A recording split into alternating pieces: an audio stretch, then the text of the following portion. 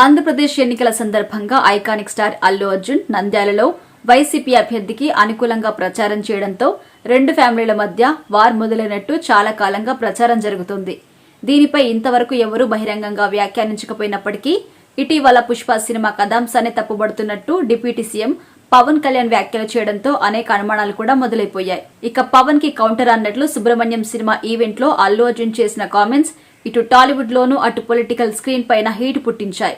ఇక ఈ వివాదం పూర్తిగా రాజకీయ రంగు పులుముకునేలా తాడేపల్లిగూడెం ఎమ్మెల్యే బోలిశెట్టి శ్రీనివాస్ చేసిన విమర్శలతో మరింత వేడెక్కింది.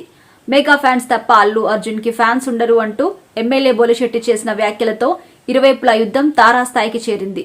ఈ పరిస్థితుల్లో నేడు పవన్ కళ్యాణ్ బర్త్డే సందర్భంగా సినీ రాజకీయ ప్రముఖులు ఆయనకు విషెస్ తెలియజేస్తున్నారు. తాజాగా అల్లు అర్జున్ కూడా పవన్ కళ్యాణ్ కి బర్త్డే విషెస్ చెబుతూ ట్వీట్ చేశారు. ఈ మధ్య అల్లు వర్సెస్ మెగా ఫ్యాన్స్ వివాదం నేపథ్యంలో బన్నీ ట్వీట్ చేయడం విశేషంగా మారింది. ఈ సందర్భంగా సినీ రాజకీయ ప్రముఖులు ఆయనకు శుభాకాంక్షలు తెలియజేస్తున్నారు. తాజాగా ఐకాన్ స్టార్ అల్లు అర్జున్ కూడా పవన్ కళ్యాణ్ కి బర్త్డే విషెస్ చెబుతూ ట్వీట్ చేశాడు.